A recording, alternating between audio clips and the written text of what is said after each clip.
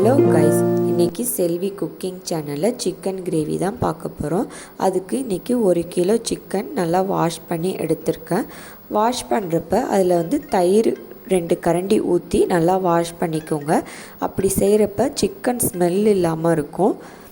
அதுக்கப்புறம் வாஷ் பண்ண சிக்கனில் 1 டேபிள் ஸ்பூன் இஞ்சி பூண்டு பேஸ்ட்டு, 2 கரண்டி தயிர், அதுக்கப்புறம் மஞ்சத்தூள் இதையெல்லாம் சேர்த்துட்டு நல்லா பிசைஞ்சிக்கணும். இப்படி செய்கிறப்ப நல்லா சிக்கன் ஜூஸியாகவும் இருக்கும், நல்லா டேஸ்ட்டாகவும் இருக்கும். அதனால் எல்லாம் சேர்த்து நல்லா பிசைஞ்சிட்டு முன்னாடியே மேரினேட் பண்ணி வச்சுருங்க. அதுக்கப்புறம் 1 கைப்பிடி சின்ன வெங்காயத்தை மிக்சியில் நல்லா பேஸ்ட்டாக அரைச்சி எடுத்துக்கோங்க. அதுக்கப்புறம் ஸ்டவ் ஆன் பண்ணிவிட்டு வாணலில் எண்ணெய் நெய் ஊற்றிக்கணும். நெய் சிக்கன் செய்கிறப்ப அதிகமாக சேர்த்துக்கோங்க. எண்ணெய் சூடானதுக்கப்புறம் அதில் பட்டை, கிராம்பு, ஏலக்காய், அன்னாசி மொக்கு, கடல் பாசி, பிரிஞ்சி இலை இதையெல்லாம் சேர்த்து தாளிச்சிக்கணும். இதையெல்லாம் தாளித்ததுக்கப்புறம் அதில் 1 கைப்பிடி சின்ன வெங்காயம் சேர்த்துக்கிட்டு 2 பெரிய வெங்காயம் சின்ன சின்னதாக கட் பண்ணி சேர்த்துக்கோங்க.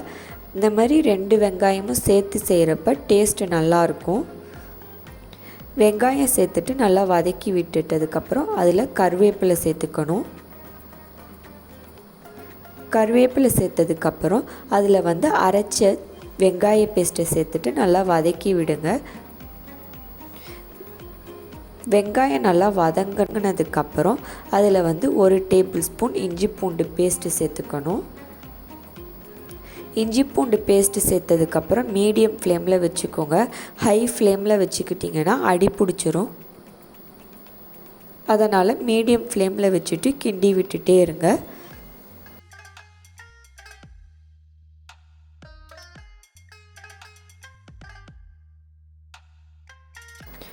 இஞ்சி பூண்டு பேஸ்ட்டு சேர்த்ததுக்கப்புறம் 2 தக்காளியை மிக்சியில் அரைச்சி எடுத்துக்கணும்.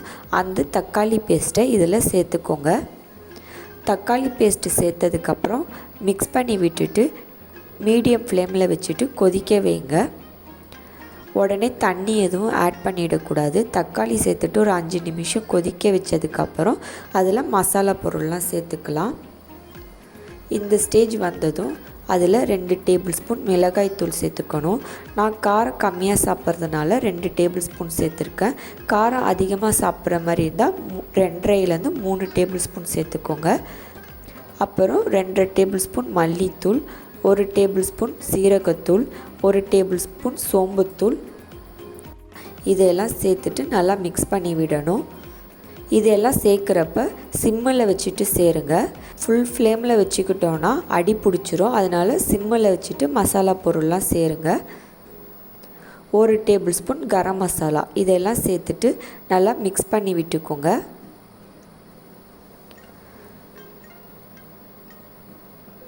இது சேர்த்துட்டு நல்லா வதக்கி விட்டதுக்கப்புறம் நம்ம மேரினேட் பண்ணி வச்ச சிக்கனை இதில் ஆட் பண்ணிக்கணும். ஆட் பண்ணிவிட்டு நல்லா கிண்டி விட்டுட்டு மூடி போட்டுருங்க.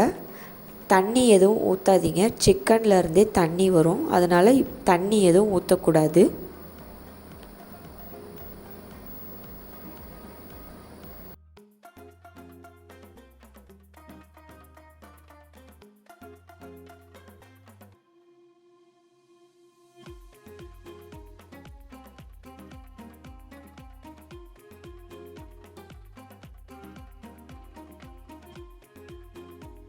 மூணு கீத்து தேங்காய், 1 டேபிள் ஸ்பூன் பொட்டுக்கடலை, அப்புறம் 1/2 டேபிள் ஸ்பூன் சோம்பு.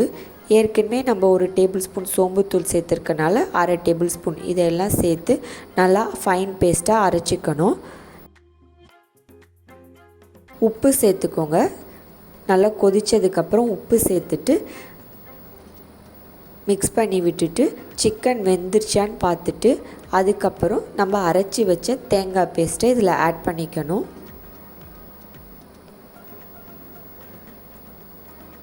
தேங்காய் பேஸ்ட் ஆட் பண்ணிவிட்டு நல்லா மிக்ஸ் பண்ணிவிட்டு அதுக்கப்புறம் 1 சொம்பு தண்ணி ஊற்றிக்கோங்க. உங்களுக்கு கிரேவி எந்த திக்னஸ்க்கு வேணுமோ அந்த அளவுக்கு தண்ணி ஊற்றிக்கோங்க.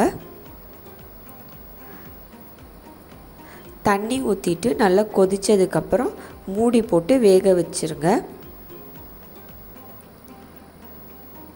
நல்லா கிரேவி கொதித்து எண்ணெய் பிரிஞ்சு வரணும்.